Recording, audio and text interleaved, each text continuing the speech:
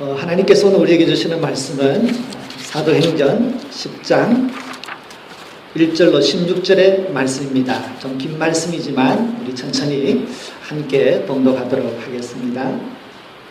사도행전 10장 1절로 16절의 말씀입니다. 가이사라에 고넬료라 하는 사람이 있으니 이달리아 부대라 하는 군대의 백부장이라. 그가 경건하여 온 집안과 더불어 하나님을 경외하며 백성을 많이 구제하고 하나님께 항상 기도하더니 하루는 제9시쯤 되어 환상 중에 밝히 보매 하나님의 사자가 들어와 이르되 고넬료야 하니 고넬료가 주목하여 보고 두려워 이르되 주여 무슨 일이니까? 천사가 이르되 내 기도와 구제가 하나님 앞에 상달되어 기억하신 바가 되었으니 내가 지금 사람들을 요바에 보내어 베드로라 하는 시몬을 청하라. 그는 무드장이 시몬의 집에 유숙하니 그 집은 해변에 있다 하더라. 마침 말하던 천사가 떠나매 고넬료가 집안 하인 둘과 부하 가운데 경건한 사람 하나를 불러 이 일을 다 이루고 요바로 보내니라. 이튿날 그들이 길을 가다가 그 성에 가까이 갔을 그때에 베드로가 기도하려고 지붕에 올라가니 그 시각은 제6시더라. 그가 시장하여 먹고자 하매 사람들이 준비할 때에 황홀한 중에 하늘이 열리며 한 그릇이 내려오는 것을 보니 큰 보자기 같고 네 귀를 메어 땅에 들이웠더라. 그 안에는 땅에 있는 각종 네발 가진 짐승과 기는 것과 공중에 나는 것들이 있더라. 또 소리가 있어되 베드로야 일어나 잡아 먹으라 하거늘 베드로가 이르되 주여 그럴 수 없나이다. 속되고 깨끗하지 아니한 것을 내가 결코 먹지 아니하였나이다 한데 또 두 번 소리가 있어되 하나님께서 깨끗하게 하신 것을 내가 속되다 하지 말라 하더라. 이 일이 3번 있은 후 그 그릇이 곧 하늘로 올려져 가니라. 아멘. 여러분 오늘 날씨가 참 춥습니다. 오늘 아침에 제가 교회로 올 때 제가 그 셀폰 온도를 딱 보니까 온도가 자그마치 2도 그래서 섭씨로는 마이너스 한 16도 정도가 된다 그래요. 그래서 그렇게 추운 날씨에 오셨습니다. 그래서 여러분 이럴 때 성도님들 혹시나 결석하신 성도님들이 오시면 다음번에 이렇게 우리가 이야기할 수 있습니다. 당신 2도일 때 교회 가봤어? 말도 하지 마. 여러분 이렇게 추운 날씨에도 불구하고 오늘 예배에 참석하신 여러분 주님께서 그 믿음의 걸음을 귀하게 여기실 줄로 믿습니다. 2002년도에 대한민국에서 무슨 일이 있었습니까? 2002년 5월 31일부터 6월 30일 한 달 동안 대한민국과 일본에서 월드컵이 있었습니다. 그때 제가 블루징에 살았을 때인데요. 경기에서 이기고 나면 새벽기도 마치고 내려올 때 사람들이 길에서 크락션을 눌러요. 빵빵빵빵 그러면 지나가는 사람이 대한민국 이렇게 고함을 지르면서 함께 응원을 했던 기억이 납니다. 그렇게 월드컵 하면서 우리나라가 포르투갈도 이기고 스페인도 이기고 이태리를 이겼어요. 그래서 아마 앞으로 대한민국의 축구 경기에서 이 네 팀을 이길 일은 아마 쉽지 않을 것 같은데 어쨌든 참 신나는 일이었습니다. 그렇게 월드컵이 다 끝나고 나서 이영표라고 하는 축구 선수가 이런 간증을 했어요. 이영표 선수가 올림픽 대표팀에서 월드컵 대표팀에서 이렇게 다 그것을 끝내고 이제 그가 다시 이제 그동안에 너무너무 이제 바쁘다고 교회를 못 나갔는데 새벽 기도를 그때부터 6개월 동안 빠지지 않고 나갔다고 그래요. 그래서 이제 6월 마지막 30일 끝나고 7월 1일부터 자기가 출석하는 교회에 새벽 기도를 작심을 하고 나갔다고 합니다. 그렇게 해서 한 달, 두 달, 세 달, 한 6개월 동안을 빠지지 않고 계속 나갔는데 그때에 일어났던 그 하나님의 그 인도하심에 대한 간증이 이렇게 있어요. 이영표 선수가 그렇게 계속해서 몇 개월을 새벽 기도하는 중에 드디어 주일날 예배를 드리는데 찬양을 하잖아요. 이 찬양을 할 때에 이 이영표 선수의 마음속에 갑자기 성령의 감동 속에서 그 찬양의 감동이 그냥 자기에게로 확 밀려오는 거예요. 그러면서 그 감동 속에서 하나님 하나님의 음성이 자기 마음속에 확신 있게 탁 들리더라는 거예요. 이렇게 말씀하셨다 그래요. 내가 너를 유럽에 보내주겠다. 이런 말씀이 이영표 선수의 그 찬양하는 마음 가운데 탁 들은 거예요. 근데 이영표 선수가 그 말씀이 들으니까 그 감동 중에 그것도 너무 감동되고 감사해가지고 그냥 눈물 콧물을 흘리면서 찬양을 다 끝냈답니다. 그런데 사람의 마음이 참 어떤지 이상하게도 혹시라도 하나님이 이 말씀을 바꾸면 어떡하나 그런 생각이 들어가지고 얼른 찬양이 끝나자마자 메모지를 찾아가지고 이렇게 썼다 그래요. 2002년 11월 24일 하나님이 나를 유럽에 보내주시겠다고 말씀하셨다. 이렇게 딱 썼다 그래요. 그래서 하나님이 말 바꾸면 안 되니까 그걸 딱 써가지고 성경책에 딱 넣었답니다. 그런데 그 다음에 무슨 일이 있었을까요? Nothing happened. 아무 일도 없었어요. 아무것도 바뀐 게 없어. 그러니까 이제 이영표 선수가 하나님이 그렇게 그것도 예배 중에 그 감동 속에서 예배 중에 말씀 주셨으니까 뭔가 일어날 듯한데 아무 일이 안 생기는 거예요. 그렇지만 그는 하나님께서 나를 보내주신다고 했으니까 뭐 보내주겠지 하는 그 믿음을 가지고 계속해서 새벽 기도에 가서 하나님에게 기도했답니다. 그는 그 2012년 11월 24일 그러니까 아마 11월 마지막 주가 되겠죠. 그때로부터 딱 5주가 지나고 나서 아인토벤이라고 하는 독일 분데스리가의 프로축구팀에 사인을 하게 됩니다.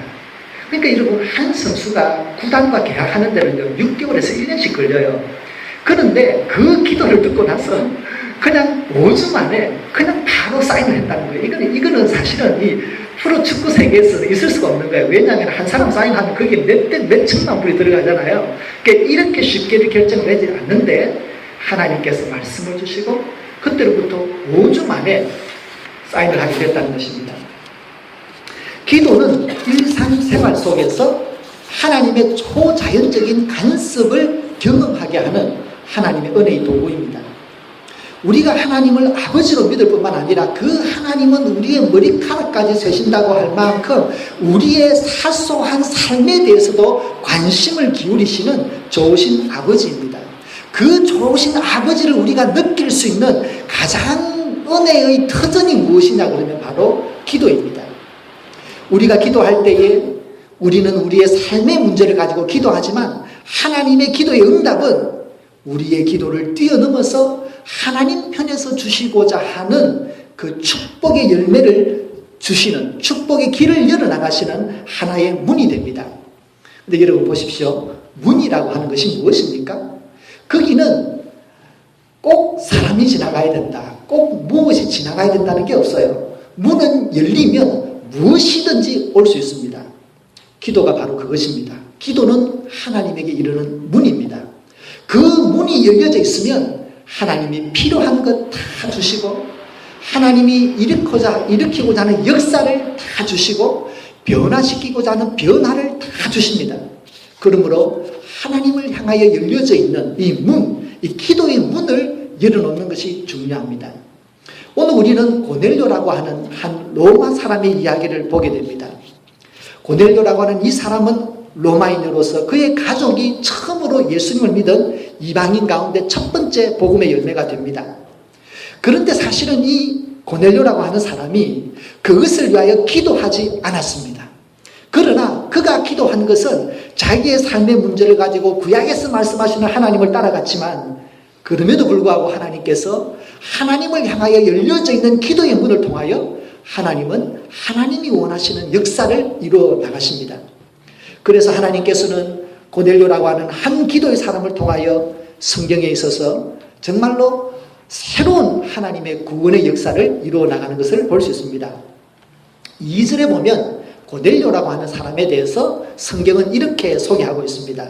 그가 경건하여 온 지방과 더불어 하나님을 경외하며 첫 번째는 그의 경건을 이야기합니다. 두 번째는 백성을 많이 구제하고 그의 선한 삶을 이야기합니다.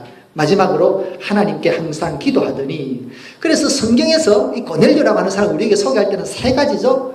경건한 삶이고 구제하는 선한 삶이고 하나님에게 항상 기도하는 삶을 살았다라는 세 가지를 이야기합니다. 그런데 여기에서 그가 경건하다라고 표현할 때는 이 성경이 기록될 당시에 경건하다라고 하는 말은 이방인들이 유대교로 개종을 하든지 아니면은 유대교로 개종을 하지 않았을지라도 회당에 나와서 하나님의 율법의 말씀을 듣고 하나님을 믿는 사람, 그래서 이방인으로서 하나님을 믿는 모든 사람을 이야기하는 거예요. 그러니까 사실은 로마라고 하는 이 지배국의 장교로서 피지배국의 종교를 받아들인다는 것은 쉽지 않았을 거예요. 그런데 하나님께서 어떤 이유에서인지 그를 사랑하셔서 그를 하나님의 이 은혜의 세계로 불러주셔서 그가 하나님을 믿는 이방인이 되었던 것입니다. 그리고 그는 하나님을 알아갈수록, 하나님을 진지하게 알아갈수록 하나님 앞에 진실한 사람이 되어서 그는 지배자로서 이스라엘 사람을 볼 때에 피정복자로 본 것이 아니라 하나님의 사람으로 보고 하나님의 사랑을 나누는 경건한 삶을 살았습니다. 그리고 그는 또한 하나님 앞에 항상 기도하는 사람이었습니다. 그래서 하나님은 그를 통하여 새로운 역사를 준비하셨습니다. 하나님께서 이 고넬료의 선한 생활과 기도를 통하여 하나님의 역사를 이루어 나가시는데 첫 번째로 그에게 이루신 하나님의 일은 무엇일까요? 첫 번째는 하나님은 기도를 통하여 고넬료의 필요를 채워주셨습니다. 자, 여러분 우리가 고넬료라고 하는 이 사람을 한번 좀 살펴볼 필요가 있어요. 지금 고넬료가 하나님에게 기도했다라고 했는데 그는 하나님에게 경건하다고 했는데 그의 마음속에 있는 하나님에 대한 신앙은 어떤 신앙입니까? 예수님은 있습니까? 예수님이 없어요. 그에게 있는 하나님에 대한 신앙은 구약 성경에서 말씀하는 율법을 통하여 만날 수 있는 하나님입니다. 그 하나님은 천지를 창조하신 하나님이고 이스라엘을 선택하셔서 이스라엘을 구원하시는 하나님으로 그는 믿고 있었을 것입니다. 그리고 그 하나님은 율법을 통하여 제사를 통하여 섬길 수 있는 하나님이라고 믿었을 것이에요.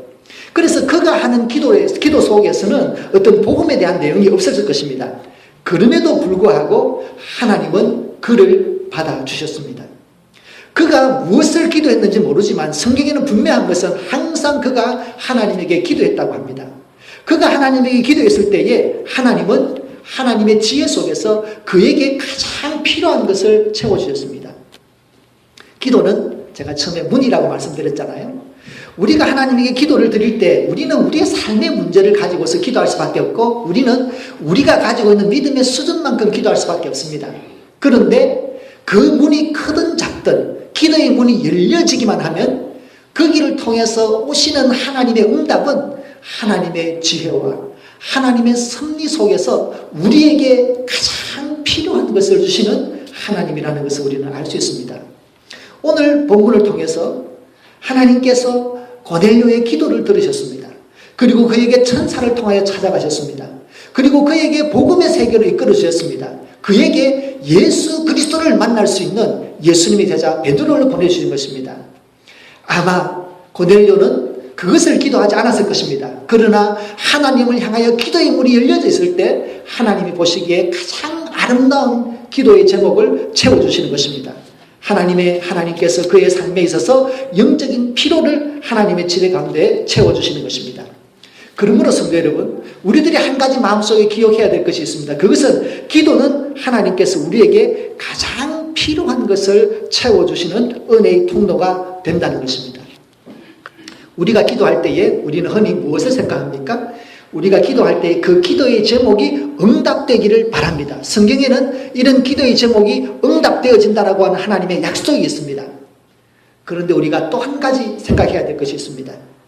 하나님은 우리가 A를 기도드렸을 때에 A 다시의 기도의 응답을 주시기도 하지만 그러나 하나님은 하나님의 지혜 속에서 우리에게 가장 필요한 것을 채워주시는 하나님이십니다. 왜입니까? 하나님을 우리를 가장 잘 아시기 때문입니다. 하나님이 우리를 눈동자처럼 보살피시고 머리카락까지 쟀을 정도로 하나님께서 우리를 가장 잘 아시기 때문에 하나님의 지혜 가운데서 우리에게 가장 필요한 것을 채워주시는 것입니다. 성도 여러분, 우리 민족이 일본의 식민지 지배 가운데 있었을 때에 우리들은 우리 민족의 독립을 위하여 기도하였습니다. 그때 대한민국은, 조선은 무엇이 있었습니까? 자전거 하나도 설계를 해서 만들어내지는 못하는 나라였었습니다. 그러나 일본은 어땠습니까? 군함을 만들고 전투기를 만들고 기차를 만들어서 동남아시아까지 지배해 나갔었습니다. 미국과도 싸우고 있었습니다.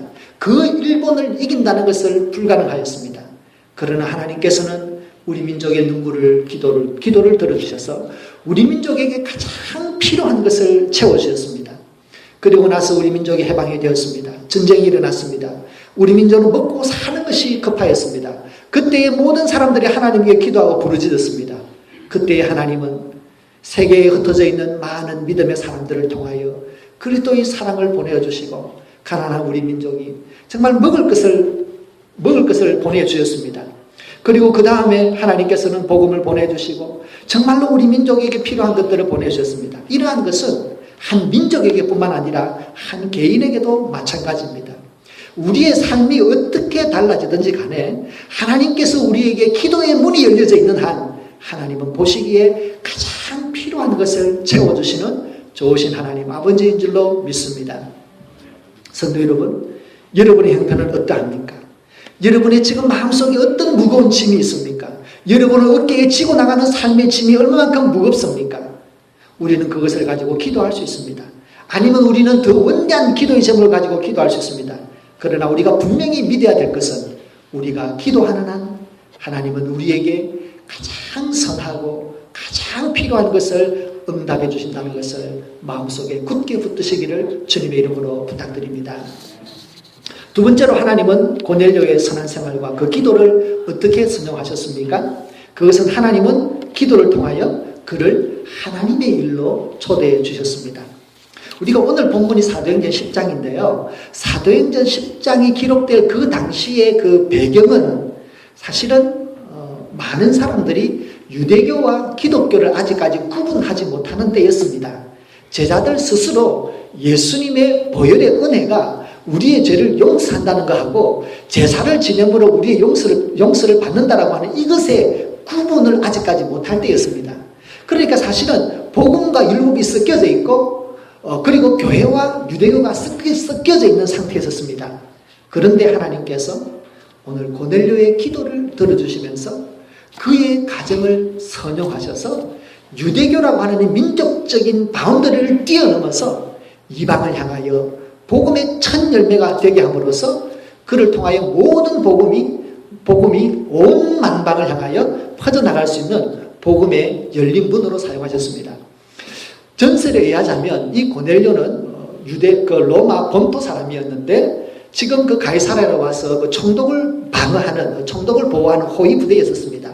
그 당시에 호위 부대라고 하는 것은 정말 로마 시저의 그 직할 부대로서 굉장히 중요한 위치를 차지하고 있었습니다. 근데 이 사람이 이제 그 가이사라에서 총독 보호 임무를 다 마치고 자기의 고향인 본토인 로마로 돌아갔다고 합니다. 그래서 그가 로마로 돌아가서 로마 교회의 씨앗이 되었다, 기초가 되었다라고 이야기합니다.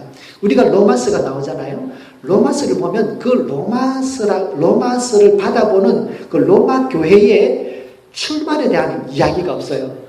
사도 바울이 세웠다고 하면 내가 누구 때문에 세웠다라는 말이 있을 텐데 그게 없어요. 그냥 그곳에서 하나님을 만난 사람이 있다라고 하는 것을 전제로 해서 로마서가 쓰여지게 됩니다. 그것은 무엇을 이야기합니까? 정말 전설에서 이야기하는 것처럼 이 고넬료가 자기의 본토인 로마로 돌아가서 로마 교회를 세웠다라고 하는 이 비록 전설이지만 그 주장이 굉장히 일리가 있겠다라는 생각이 듭니다. 그런데 제가 오늘 이 말씀을 통해서 우리가 다시 한번 붙들어야 되는 것이 뭐냐 그러면 하나님께서 그를 이방의 첫 번째 복음의 열매로 만들어 나가시는 그 과정입니다. 우선에 하나님은 기도하는 고넬료를 사용하셨습니다. 그런데 다른 한편 그것으로부터 하루길 떨어져 있는 베드로를 사용하셨습니다. 베드로는 아침부터 기도하고 점심시간이 될 때까지 기도를 멈추지 않았습니다. 그때 하나님께서 환상 중에 베드로를 찾아오셨습니다. 하늘의 문이 열리고 하늘로부터 보자기 같은 그릇이 내려오는데 그곳에 보니까 많은 세상의 온갖 종류의 짐승들이 다 있었습니다. 그때 하나님의 음성이 들려옵니다. 베드로야 일어나 잡아 먹으라. 근데 여러분 우리가 이 음성을 한번 생각해 볼까요? 베드로라 일어나 잡아 먹으라. 이것은 하나님의 권유일까요? 하나님의 명령일까요? 이것은 분명한 하나님의 명령입니다. 그가 이미 예수 그리스도와 함께 많은 성령의 은혜를 경험한 사람이기 때문에 하나님의 명령을 분별할 수 있는 정도의 영적인 성숙을 있는 사람이었습니다. 그럼에도 불구하고 그가 많은 성령을 경험하고 하나님의 음성을 분별할 수 있음에도 불구하고 하나님이 잡아먹으라고 하는 그 명령에 대해서 그는 어떻게 대답합니까? 하나님, 그럴 수 없습니다. 속되고 부정한 것을 내가 결코 먹지 않았습니다 라고 이야기하면서 이제까지 내가 율법을 지키며 살아왔는데 앞으로도 내가 율법을 지키겠습니다 라고 하는 그의 신앙을 고백하고 있습니다. 이것은 하나님의 명령에 배치되는 것이었습니다. 그때 하나님이 말씀하십니다. 하나님께서 깨끗하게 하신 것을 내가 속되다고 하지 말라 하셨습니다. 예수 그리스도의 복음 안에서는 모든 이방민족과 유대인이 구분이 없어졌습니다. 정말로 온 세계를 향하여 열려져 있는 이 복음의 시대가 이미 와 있다는 것을 하나님은 베드로를 통하여 다시 한번 확인하게 하시고 그를 고넬료의 집에 보내게 됩니다. 그래서 여러분 보십시오. 한쪽에서는 가이사랴에서는 고넬료가 기도합니다. 거기로부터 하루길 떨어진 곳에서는 옆바에서는 베드로가 기도합니다. 그 두 기도를 만나게 하셔서 하나님은 하나님의 역사를 이루는데 이 두 사람을 초대하고 있습니다. 성도 여러분, 우리의 기도는 평범합니다. 우리가 삶이 어려우면 삶 속에 부유함을 기도하고, 몸이 아프면 건강을 위하여 기도하고, 자녀가 어려움이 있으면 자녀를 위하여 기도합니다. 우리의 기도는 사실 굉장히 서민적이고 고상하지 않습니다. 그럼에도 불구하고 우리가 삶의 문제를 가지고 기도할지라도 하나님은 기도를 하는 그 기도에 열려져 있는 문을 통하여 하나님께서 사용하고자 하는 하나님의 역사로 우리를 초대하신다는 것을 볼 수 있습니다. 여러분, 우리는 지난 1월 달에 도미니카를 다녀왔었습니다. 도미니카에 단기 선교를 다녀왔는데요. 그때 저희들은 마코리스 교회라고 하는 교회를 가게 되었습니다. 저희들이 가기 전에 우리 선교사님으로부터 그 교회가 페인트 작업이 참 필요하다는 이야기를 들었습니다. 그런데 여러분, 우리 뉴욕 같으면 페인트 한번 칠하면 10년, 15년 그냥 갑니다. 지겨워서 다른 걸 바꾸죠. 그렇지만 이 도미니카라는 곳은 습기가 많고 많이 더워가지고 이게 바르면 금방 이게 떨어지고 그래요. 그래서 이제 막 가구가 떨어지고 하는데, 근데 이게 그 도미니카라는 공화국이 먹고 사는 거는 사실은 뭐 걱정이 없겠지만, 그러나 정말 캐시로서 헌금을 할 수 있는 교회는 그렇게 많지가 않아요. 그래서 이 목돈을 모은다는 것이 이분들에게는 굉장히 어려운 일입니다. 근데 그러는 중에 선교사님께서 우리를 연결시켜 주신 거예요. 이분들이 어려움이 이렇습니다. 그래서 저희들이 기도하면서 페인트를 드릴 수 있는 정도의, 또 우리 선교사님이 우리에게 서제스트한 금액을 우리가 예산으로 잡았습니다. 그런데 우리들이 잡은 예산이 있었는데, 그러나 뭐 어떤 마음에서였는지 모르겠지만 우리가 예산을 분배할 때에 우리 이육자 권사님께서 그냥 2,000불 이렇게 써버리셨어요. 자기도 모르게. 근데 막상 우리가 그 선교헌금을 그분들과 만나서 전해드릴 때 그분들이 깜짝 놀란 거예요. 우리들은 그저 페인트가 필요하겠거니라고 준비했지만 그분들은 지붕에서 물 새는 것, 이 문제를 위해서 오랫동안 기도해 왔던 거예요. 그래서 저희들이 2,000불이라고 하는 돈을 드릴 때 그분들이 참 놀라면서 너무너무 감사하게 생각한 것은, 뭐 우리가 하나님의 그 사랑으로 선물로 선교헌금을 드린 것도 있지만 그들이 오랫동안 그들이 자신의 힘으로는 해결할 수 없었던 이 문제를 가지고 기도했을 때에 하나님께서 우리를 통하여 기도의 응답을 주셨다는 것을 확인했기 때문에 그들이 더 기뻐한 것입니다.